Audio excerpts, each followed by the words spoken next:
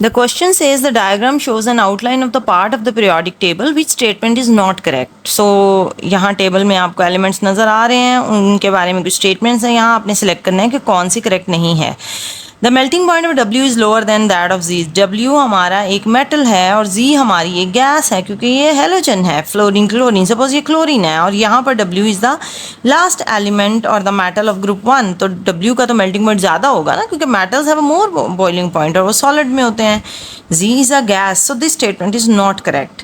लेकिन मैं हमेशा कहती हूँ अगली ऑप्शंस भी पढ़ा करें. W and Z could react to form a compound WZ. Yes, for example ये ग्रुप 1 है तो वैलेंसी +1 होगी. फॉर एग्जाम्पल नहीं, डेफिनेटली ये ग्रुप 1 है तो वैलेंसी +1 है एंड इनकी Z की वैलेंसी -1 है, तो कंपाउंड आपका WZ ही बनेगा. It is correct. Charlie says X could form an oxide X2O3. X2O3 यानी आपके X की वैलेंसी 3 है, तो ये आपका थर्ड ग्रुप ही बनता है, तो ये करेक्ट है आपका कंपाउंड.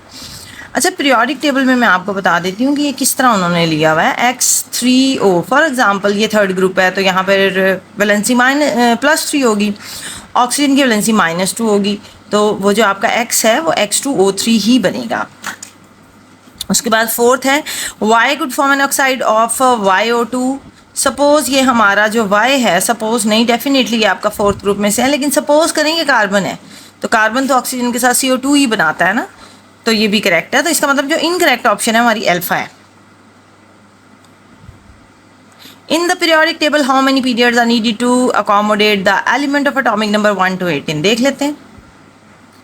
1 से 18 तक आपका 1, 2 और ये 3 पीरियड्स अकोमोडेट. ये 18 आ गया ना, तो 3 पीरियड्स. अच्छा, बच्चे इधर से भी कैलकुलेट कर लेते हैं, लेकिन जब हाइड्रोजन आपका सेंटर में लिखा होगा ना, क्योंकि hydrogen is at the border line of metal and non metal, तो कभी कभी वो पीरियोडिक टेबल में आपके यहाँ पर भी लिखा होता है, तो फिर बच्चे यहाँ से काउंट करते हैं तो वो यहाँ पहुँच जाते हैं. तो यहाँ नहीं पहुँचना, इधर से हमेशा राइट हैंड साइड से कैलकुलेट करना है आपने पीरियड नंबर. अच्छा, अगला क्वेश्चन है an atom of which element has the same electronic configuration as strontium.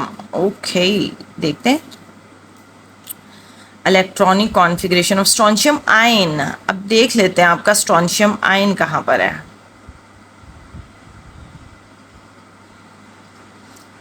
हाँ, स्ट्रोंशियम आयन आपका स्ट्रोंशियम यहाँ पर है, तो आयन जब ये बनाएगा तो ये +2 बनाएगा, यानी ये 2 इलेक्ट्रॉन अपने दे देगा. तो जब ये अपने 2 इलेक्ट्रॉन देगा तो ये 36 हो जाएगा, तो 36 आपका क्रिप्टॉन है. तो आंसर आपको पता चल गया होगा, यहाँ से क्रिप्टॉन आएगा. ब्रावो. आपको पीरियोडिक टेबल अगर रीड करना आता है तो एवरीथिंग इज ईजी. अगला है question number 11. The boiling point of the gaseous elements increases as the size of the atomic size और the atoms increases. Which of the noble gas have the highest boiling point. वो आपको खुद ही ऊपर information दे रहे हैं कि increase in the atomic size, तो ज़रा डाउन द ग्रुप, तो जिसका जो सबसे नीचे है नोबल गैसेस में, सबसे नीचे आपका ऑप्शंस के अंदर रेडॉन है, तो उसी का होगा. Helium, neon, argon, krypton. Krypton का होगा. Helium, neon, argon, krypton. Krypton इन चारों ऑप्शन में सबसे नीचे है, तो क्रिप्टॉन इज द आंसर. अच्छा जी, अगला क्वेश्चन है W, X and Y are the elements in the same period of the periodic table. X forms a compound formula XCl3, तो इसका मतलब ये ट्रांजिएंट एलिमेंट है.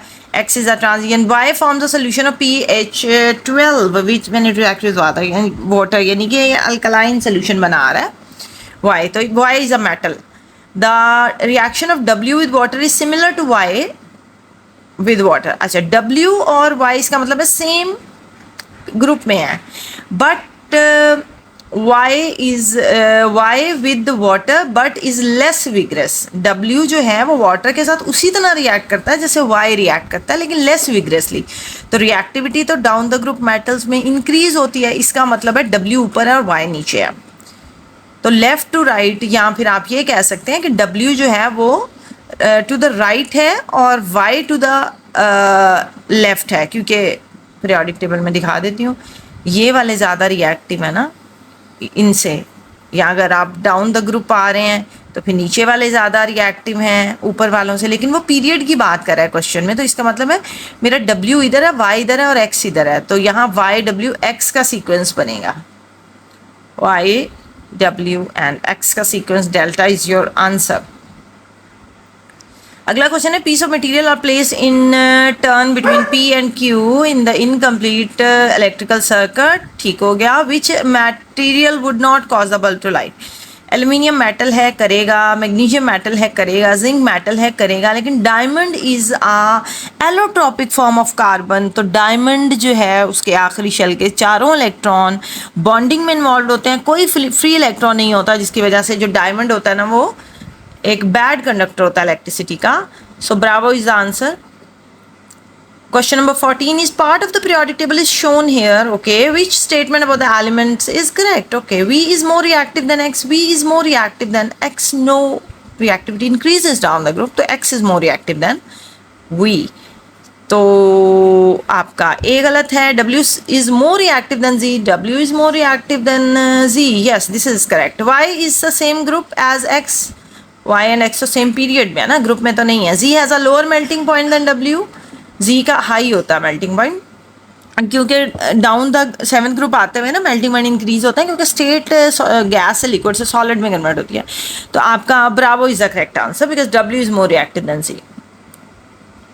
An element X forms a X minus 3 ion. Okay, X minus 3 है तो पांचवें group से belong कर रहा है. In which group does it belongs to? पांचवा ग्रुप, क्योंकि माइनस का मतलब वो 3 इलेक्ट्रॉन ले रहा है, तो ऑलरेडी उसके पास 5 इलेक्ट्रॉन है ना, तो ग्रुप 5 में 5 इलेक्ट्रॉन होते हैं.